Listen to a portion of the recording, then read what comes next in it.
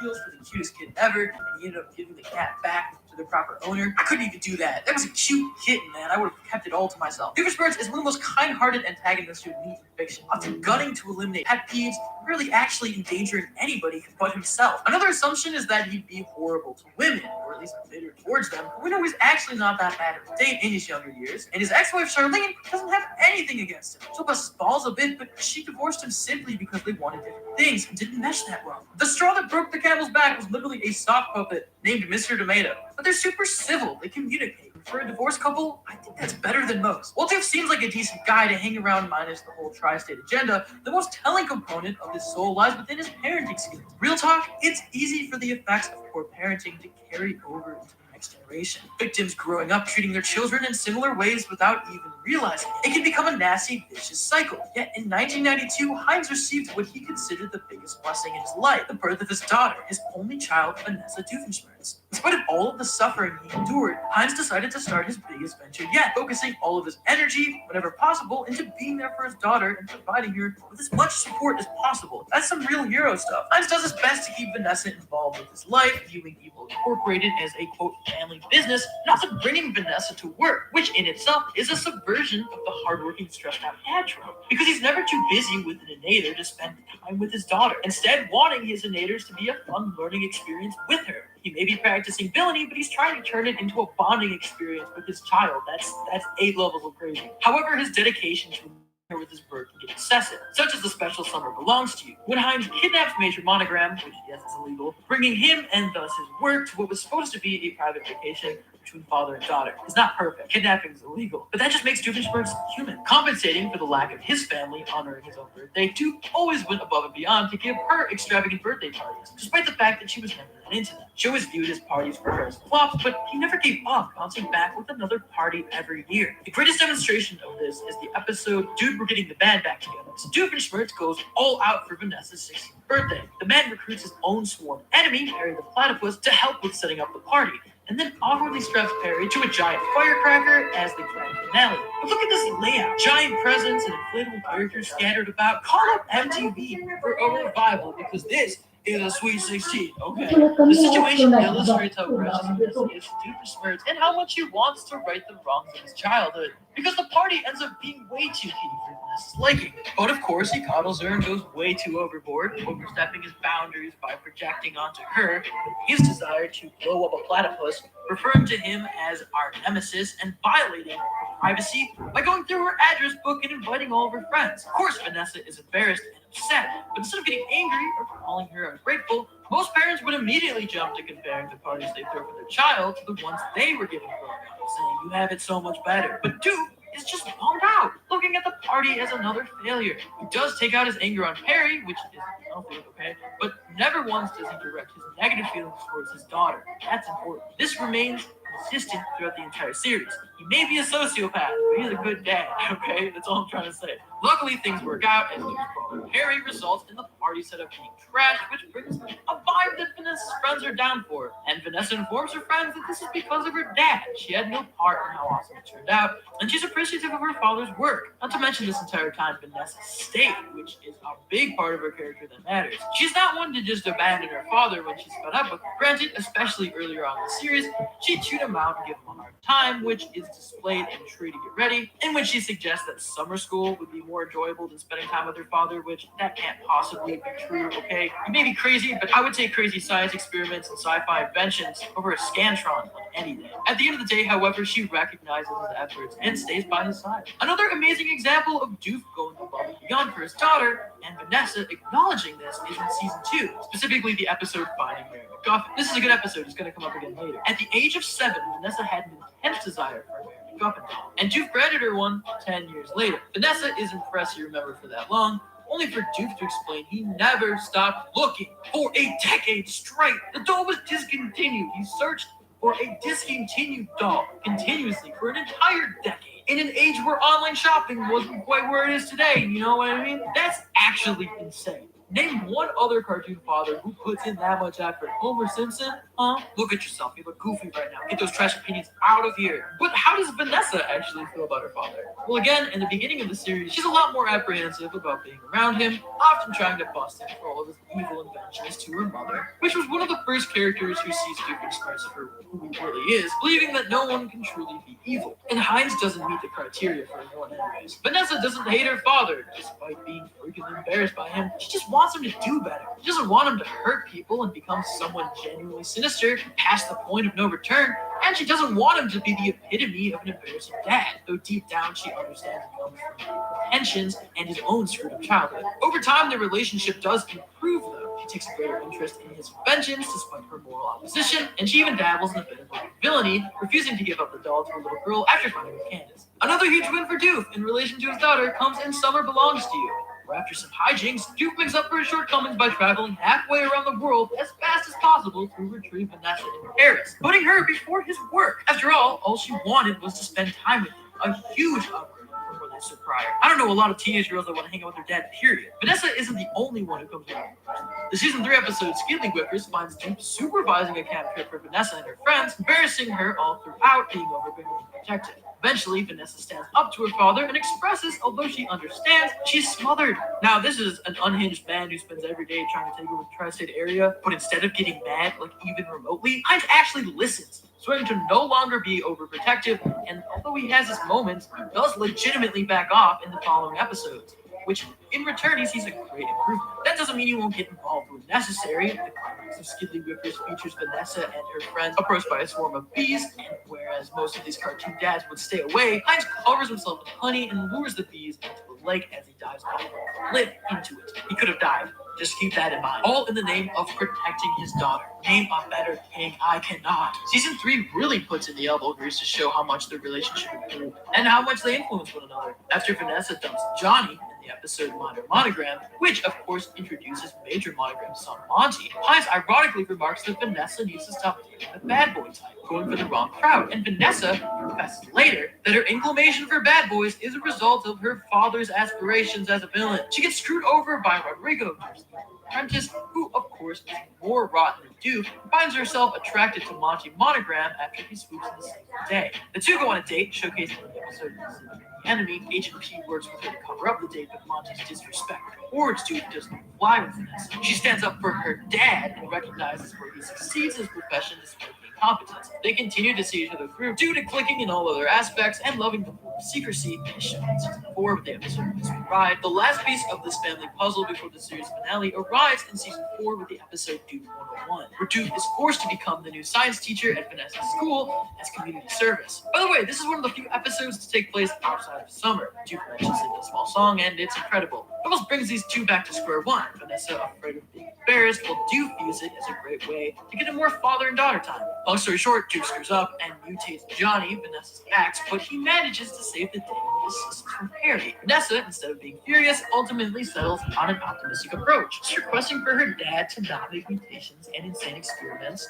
an everyday thing, which arguably it shouldn't be, because it's crazy. I really recommend watching this episode for yourself. It's the best way to see how much these characters have grown over the summer going into fall, better than it can be to just put it in words at least. But the biggest influence Vanessa had over Doof, the last thing that really puts a bow on Doof being the greatest cartoon dad, is the finale, Last Day of Summer. At first, Heinz and Vanessa have the biggest wedge between them. For the first time, Doof is too busy to communicate with Vanessa, and she eventually is able to reveal the information that she's moving in with her mother permanently. That's tough. Doof blames himself for being a lame villain, but Vanessa establishes it's because he's a villain that she's moving out, because she's achieved an internship at OWCA and can't live with her top number 3 enemy. This coincides with Doof's biggest scheme to conquer the tri-state area. After realizing such a position doesn't actually exist, he invents the Tri-Governorator, which would make him Tri-Governor of the tri-state area and thus able to rule it. This is alongside the Do-Overinator, which allows Doof to restart the day whenever he desires, although it just happens to be the last day of summer,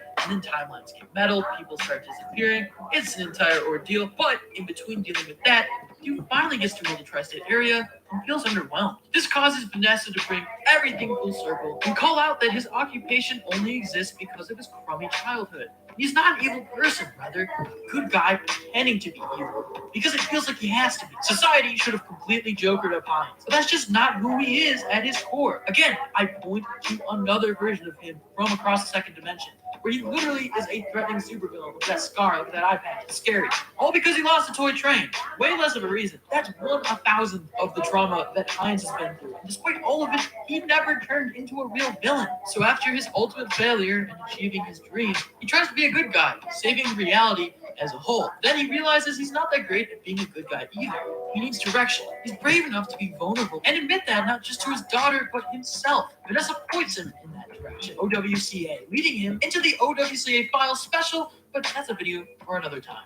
But that ultimately completed Doofenshmirtz's entire arc for the series. His entire arc, from villain to good guy, was accompanied by his developing relationship with his daughter, one that stayed healthy the whole time throughout many hardships. And in the end, it was his relationship with his daughter that ended up saving him from his biggest problem, his villainy. Throughout the series, Hines was a good, caring communicator. He listened to his daughter and respected her wishes, which are all good qualities of the best cartoon dad. And in the end, it was his good fathering skills that turned his whole life around. There's been a lot of good cartoon dads, okay? I'm not gonna say there isn't. But I've never seen a cartoon dad like Heinz Doofenshmirtz, who manages to break all of the bonds and tell an actual realistic story between father and daughter in a divorced relationship. It's all at once hopeful and wholesome and hard. And that's what fatherhood is, represented by this guy with this goofy ass head. Doofenshmirtz may be a bad villain, but he's not a bad guy.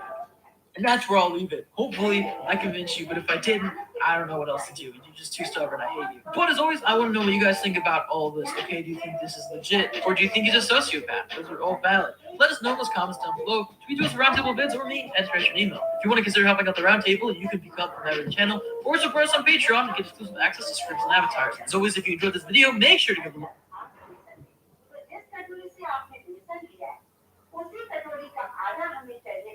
Normal जो हमारे घर में दही होता है वही दही हमें चाहिए। ये देखिए मैं उसी कटोरे में आपको दही में डाल के दिखा रही हूँ जिससे आप कोई भी गलती अब ना करें। और बाकी जो आधा कप ऊपर का बचा हुआ हिस्सा है वो मत डालना।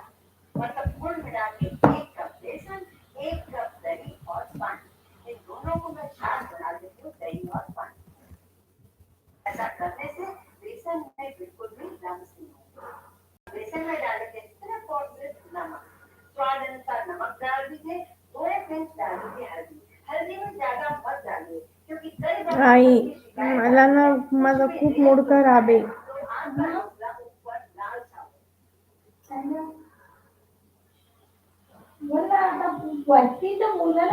काय नाही, माझा मूड खराब आहे एवढंच सांगायचं होतं तुला.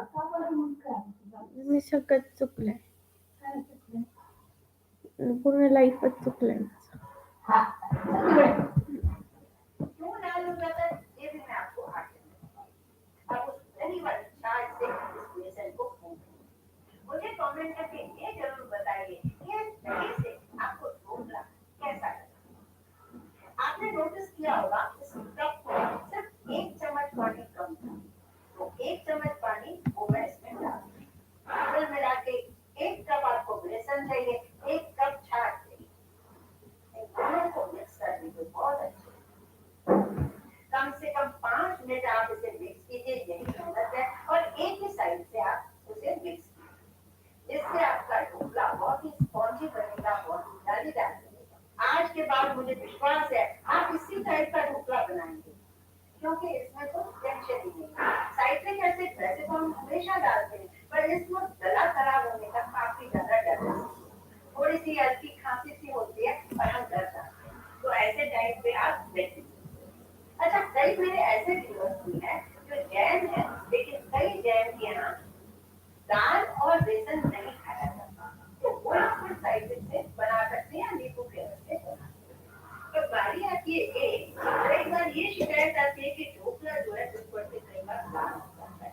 अगर सोडा प्रॉपर तरीके से या उसके साथ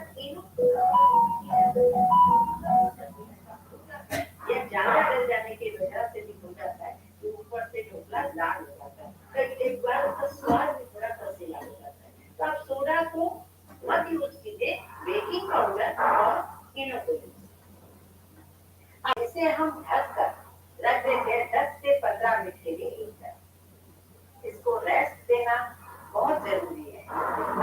जल्दी ना हो तो 1 घंटा भी रख सकते हैं, लेकिन जल्दी हो तो कम से कम 10 मिनट वहाँ पे रह सकते हैं। अब यहाँ मैं इसे बना रही हूँ एक पतीले में, किसी कढ़ाई में भी बना सकते हैं, इडली स्टैंड में भी बना सकते हैं। उसमें मैंने एक छोटी सी जाली रखी है और करीब करीब 1 ग्लास पानी डाल दिया है। यहाँ मैं केक टिन में बना रही हूँ, आप कोई भी खाली भी बना सकते हैं। बस अब दोनों तैयारियां हमने पहले ही कर दी। अब उस ढोकले के मिश्रण को लेते हमेशा मैं बहुत सारे ढेरों कमेंट नहीं पढ़ती थी, साइट्रिक एसिड ना हो तो साइट्रिक एसिड ना हो तो मैंने सोचा सबको जवाब देने से तो अच्छा है एक रेसिपी ही ले। अब हमें 2-3 मिनट के लिए फिर से इसे भूनना है। ये इसका मिश्रण जो है हमने अच्छे से फिर से किया है। कभी आपको इसको थोड़ा लिक्विड ही लगे तो 1 आध चम्मच बेसन डाल सकते हैं। नमक और दही मिलके कभी कभी थोड़ा सा लिक्विड सा हो जाता है। 1 आध चम्मच बेसन और ऐड कर सकते हैं। यहाँ मैंने 1/4 टीस्पून पाउडर डाल दिया और 1 सैशे इनो का डाल दिया। आपको इनो तो डालना ही है, लेकिन बेकिंग पाउडर अगर आपने मिश्रण को रखा है काफी आधे पौने घंटे के लिए तो आप स्टिक कर सकते। अब इसे फटाफट से मिक्स कीजिए। ये आप इनो तभी डालिए जब आपका कढ़ाई में पानी अच्छे से गर्म होगा। इसके पहले बिल्कुल न डालें, क्योंकि हमें अब देर नहीं करनी। फटाफट इस मिश्रण को डालकर और स्टीम बाउल में रखना है। ऐसी गलती आप बिल्कुल न करें कि यहाँ पर आपने इनो डाल दिया, वहाँ आपने कढ़ाई गर्म करने के लिए भी नहीं। अब गरम स्टीमर रख लीजिए, फौरन से इसे कवर कर दीजिए। फ्लेम को आप ऐसा ही रहने दीजिए जो नॉर्मल होती है। हम लोग फुल हाई फ्लेम रखते हैं और 15 मिनट के लिए समझ लीजिए फूल करें। चाहे तो 5-7 मिनट बाद थोड़ा स्लो कर सकते हैं, लेकिन ये स्टीम के लिए अच्छे से फ्लेम पे चाहिए। 15 मिनट के लिए बिल्कुल मत छोड़िए। कुछ छोटी छोटी सी ट्रिक्स है जिन्हें आप भी फॉलो करेंगे तो बहुत ही परफेक्ट होगा बनने वाला है। देखिए राइट 15 मिनट बाद मैं ऐसे चेक कर हाथ लगाने से थोड़ा सा बन गया है, पर फिर भी हम एक बार तो फिर से चेक कर लो। आप लाइट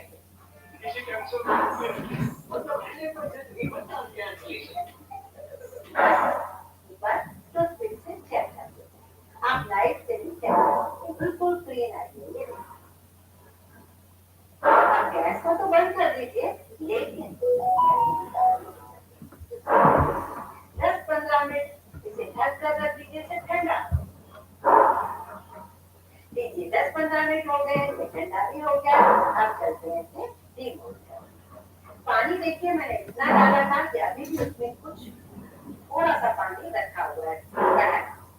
अब साइडों से स्क्रैप कर दीजिए नाइफ से और उसे इस तरीके से निकालिए।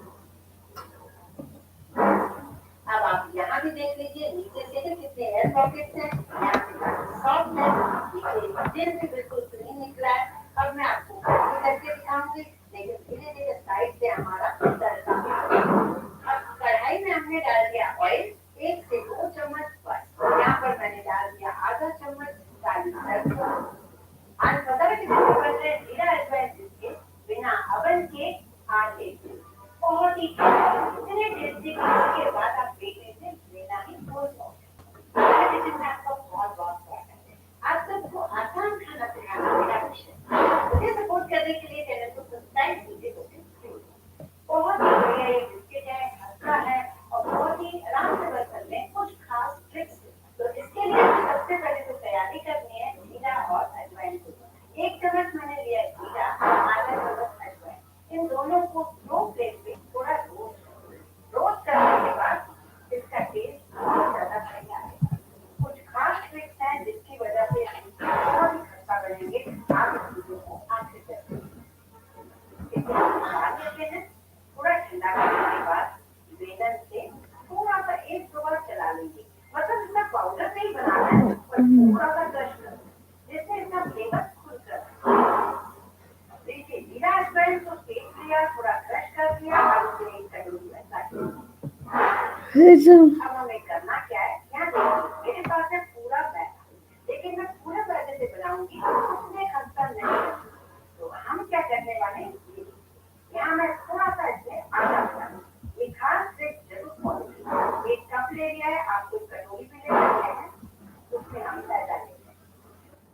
ग्राम में नापने की जरूरत नहीं है, नॉर्मल एक कप रखिए आप मैदा देखिए, मैंने पूरा उसको ओवरफिल कर दिया है, इसे पानी में डाल दीजिए।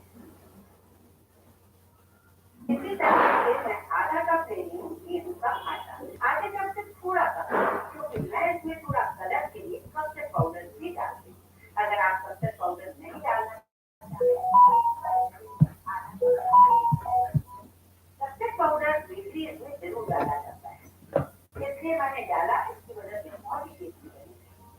अब यहाँ ले रही हूँ मैं 1 चम्मच नमक, नमक इससे ज्यादा बिल्कुल न डालें। नमक डालने के बाद हम इसमें डालने वाले आधा चम्मच बेकिंग पाउडर, ध्यान से सुनिए, बेकिंग सोडा नहीं बोल रही हूँ, बेकिंग पाउडर आधा चम्मच, 1/4 टीस्पून डालेंगे बेकिंग सोडा। अगर बेकिंग सोडा नहीं डाले तो पूरा ही आप 3/4 टीस्पून बेकिंग पाउडर डालें। अब इन सब चीजों को हम छान देते हैं, जिससे अच्छे से सब तरफ से मिक्स हो जाए।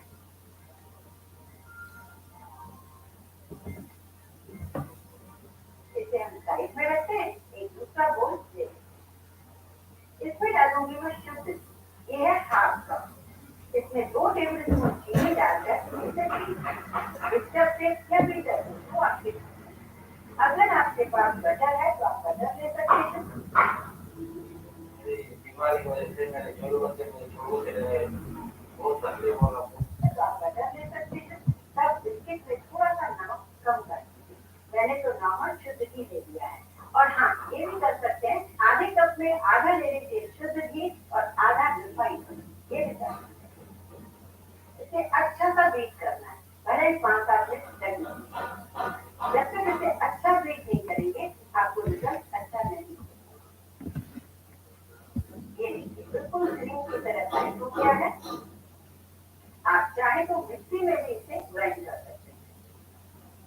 अब हम इसमें डालेंगे धीरे धीरे ये आटा और मैदा।